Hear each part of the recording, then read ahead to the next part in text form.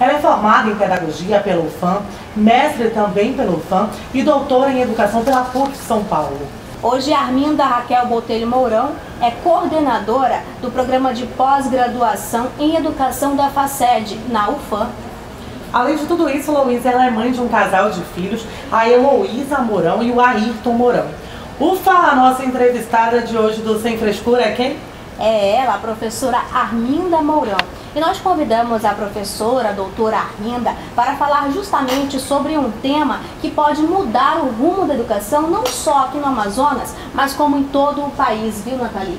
Não sei se muitos dos nossos internautas estão sabendo, mas já tramita no Congresso e em muitas assembleias e câmaras municipais um projeto de lei denominado o Escola Sem Partido, Luísa. Esse projeto é de autoria do deputado federal Isalce, do PSDB do Distrito Federal, e hoje o projeto já tramita, como você falou, no Congresso Nacional e está na Comissão de Seguridade Social e Família. Pois é, e paralelo a esse projeto, como a gente também já comentou, existem outros projetos também de igual teor nas câmaras municipais e também nas assembleias de todo o país. E aqui no Amazonas não é diferente. Tem um projeto tramitando lá na Assembleia Legislativa do Estado do Amazonas, que é de autoria do deputado Platini Soares. E esse projeto ele já está na Comissão de Constituição e Justiça, a CCJ. E é falando justamente sobre esse tema que a gente vai iniciar a nossa entrevista. Professora, depois dessa abertura aí, informar um pouquinho sobre o que é esse projeto, falando de constitucionalidade, que é onde está o projeto, a senhora como educadora vê que esse projeto é constitucional ou inconstitucional? Esse projeto é inconstitucional, principalmente porque afeta os direitos humanos e traz uma enganosa ideia que a educação é neutra. Eu acho interessante.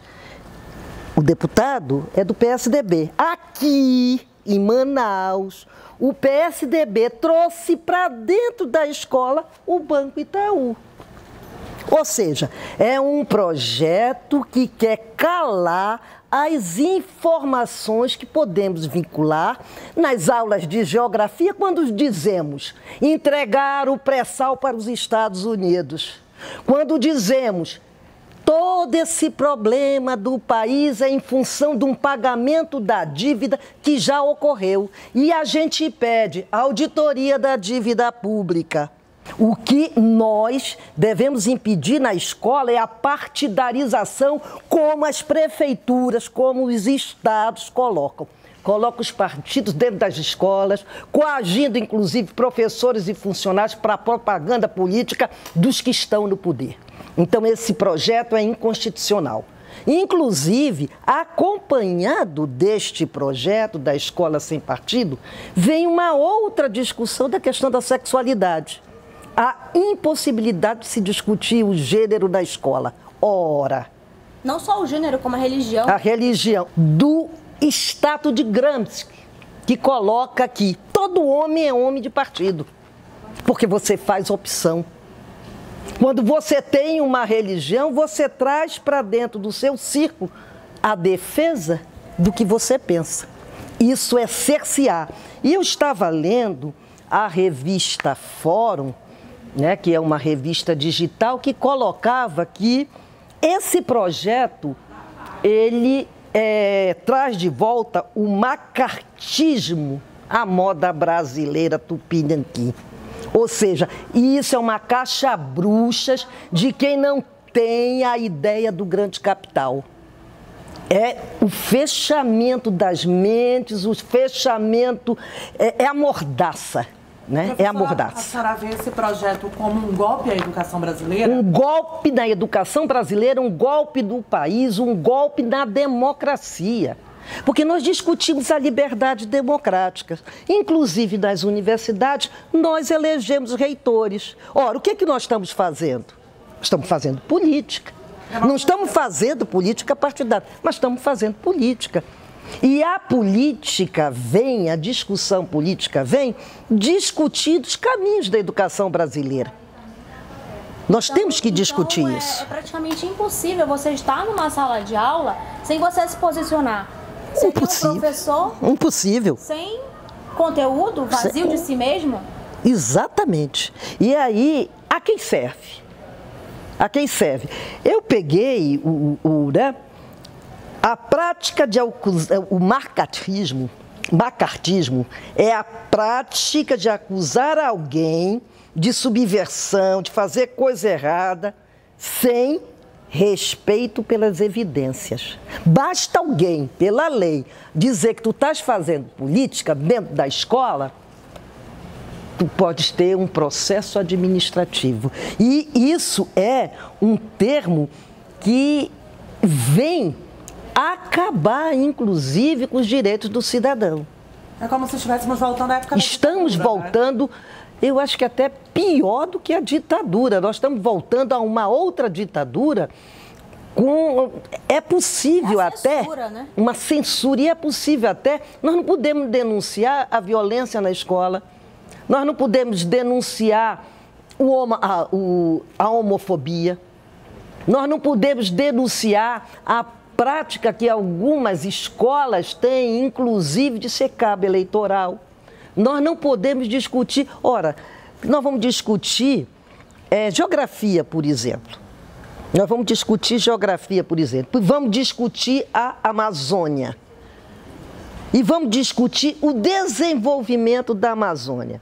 Discutir o desenvolvimento da Amazônia sem discutir as políticas que permeiam e que são traçadas pelo Banco Mundial, pelo FMI, fora do Brasil, é fazer política. E nós temos que fazer política. Não a política partidária. Ou vão proibir o Arthur Neto de contratar o Banco Itaú para ministrar a formação dos professores. Não sei se vocês sabem, tem um programa na Prefeitura de Manaus, coordenado pela Fundação Itaú, né? Pela Fundação Itaú, que forma professores. É neutro a Fundação Itaú? Não, não é.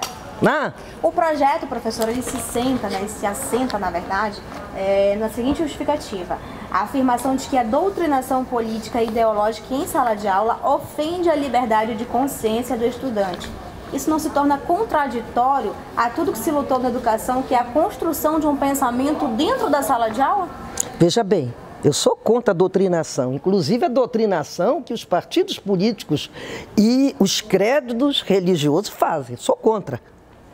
Né? Doutrinar é fazer lavagem cerebral. Agora, o que estão fazendo? Né? O que estão fazendo com o povo brasileiro? Lá na Câmara, não sabem que as políticas públicas, as políticas sociais só são conseguidas com a organização do povo, organização em sindicatos, organização de bairros que reivindicam seus direitos à educação. A educação, ela teve um avanço mundial em função da organização de toda a sociedade civil organizada para que se melhorasse. Tem mais. A lei, inclusive, que fala que não se deve discutir a questão de gênero na escola, está indo contra a orientação da ONU. Da ONU, né? Da ONU. Veja bem, nós em 2000... Isso aí seria, na verdade, você retroceder, né? Tanto se lutou para a igualdade de gêneros, para você ter aquela possibilidade de abertura, e agora você vem e retrocede. É um retrocesso social. Não adianta a lei. E parar de discutir isso Não hoje... adianta. A lei, ela não vai inibir determinados comportamentos, não vai. O que nós temos que fazer, e aí é que a preferência sexual não se deve discutir. Eu sou mulher, né? Eu sou mulher e não fico dizendo eu sou mulher, eu sou mulher, eu sou mulher. Não é isso a discussão. O que se discute é o conhecimento que se vem, que vai ser colocado nas relações que se estabelece. Nós não podemos ter relações com as pessoas discriminatórias, porque isso é bullying. Isso é bullying. E aí, quando o meu aluno chega fazendo bullying para uma criança que é homossexual, eu tenho de que dizer para o meu aluno que fez o bullying que aquela criança, ela tem as características dela. É o respeito à diversidade. Não é apologia ao sexo. Não. Toda essa discussão da escola sem partido, né, da não discussão da questão do gênero, a não discussão da questão indígena, porque quando não pode se discutir religião, não pode se discutir o gênero, não pode se discutir a política. O que vai se fazer na escola, na universidade, principalmente? E conteúdo por conteúdo, isso não existe. Né? Newton Japiaçu, ainda na década de 70, ele dizia que a ciência não é neutra, que a ciência, ela está aí, e o investimento em ciência, em determinadas questões e não outras, mostram que já não é neutro. Já não é neutro. E ele coloca o seguinte, e o uso da ciência, muito menos neutro ainda. Vocês querem ver? Por que a ciência, né? Porque está tão preocupado com a integridade da família, por que não faz uma lei para a família não passar fome? Amplia emprego, diminui o pagamento da dívida externa, faz auditoria na dívida e investe em alimentos e emprego para a população. Ninguém está preocupado com as mortes, né? Ninguém está preocupado, senhor deputado, e é diretamente para o deputado, só está preocupado com as gangues que estão armadas aí e que fazem e acontecem e mandam e fazem política, só que é a política da violência. E ninguém fala, ninguém coloca absolutamente nada. Sabe por quê? Porque o tráfico de droga, que é um dos principais problemas da violência, representa uma fonte de muito dinheiro para o Estado. Muito dinheiro. Professora, agora voltando a falar sobre a militância, né? O que a senhora pensa sobre o professor militante? Eu fui presidente da Associação dos Professores do Estado do Amazonas, antiga PPAM, hoje Sindicato dos Professores da rede estadual e municipal, né? Os professores têm que ir para o sindicato, os alunos têm que fazer os grêmios, que é lei, os grêmios estudantis da escola para defender os seus direitos. Defender os seus direitos. Fazer política, né? Isso é fazer política. Os alunos, os professores têm que discutir quem a gente elege. Está do lado de quem mesmo quem a gente elege. Tem mais, né? Nós estamos fazendo um movimento nacional em defesa da auditoria da dívida. Vamos fazer a auditoria da dívida, senhor deputado, para verificar o que já se pagou, porque essa dívida que ninguém fala... Nunca acaba. Nunca acaba. E fica pouco. Nós caímos na mão de agiotas constantes num Brasil que tem uma riqueza infinita. Ou eu, quando for discutir a Amazônia, eu não vou dizer para o meu aluno, seja equilíbrio, que nós somos ricos e nióbio. Aqui em Roraima tem nióbio. Por enquanto, lá na Irlanda, que o nióbio é vendido a dólar, aqui é vendido a 0, não sei quantos centavos. E a gente permite. Então, essas questões, essa lei vem para inibir que a população tenha conhecimento da política que rola no país. Mas eu acredito na rapaziada, certo? A rapaziada derrubou a ditadura e a rapaziada vai derrubar esta lei. Ela pode até vir, vão me prender, vão me prender, sabia? Porque eu vou continuar me expressando. Ninguém colocará uma mordaça. E aí eu faço um apelo para os jovens, apelo para aqueles que acreditam nesse país. Não deixem colocar mordaça na boca da gente. Nós temos que nos expressar, nós temos que dizer o que somos, nós temos que lutar por esse país. Vem discutir com a gente. Os deputados não discutem com a gente, não. Vem discutir com a gente, vem para dentro da universidade discutir. Vem discutir com a gente. A vida tem que ser plural. Só amordaça quem não tem segurança. Só amordaça quem é a favor de ditadura. Porque quem não é, vence com argumentos que não precisa criminalizar. E essa lei tem um dado importantíssimo. Ela criminaliza. A senhora falou uma palavra importante, plural. E na Constituição lá diz que é o pluralismo, né? Se tem que ter pluralismo de ideias, de política. E o próprio projeto, ele traz isso em um dos seus artigos. É um projeto contraditório. Então ele acaba se tornando contraditório. Porque fala pluralismo e tenta fechar. Mas veja bem, porque considera que a ordem vigente é que é neutra, é que acerta. Por isso que eu não gosto de falar em normalidade. Ora, nós estamos vivendo uma luta de classe, uma distribuição desigual de riquezas. Nós estamos vivendo no mundo guerras. Eu acho que nós temos que ir, né, para a Assembleia Legislativa, todos nós, e falar. Nós queremos ter voz. A audiência pública vai permitir vozes. A audiência pública tem que me permitir que haja expressão do contrário a essa lei. E nós vamos para a Assembleia. E eu espero que não me barrem.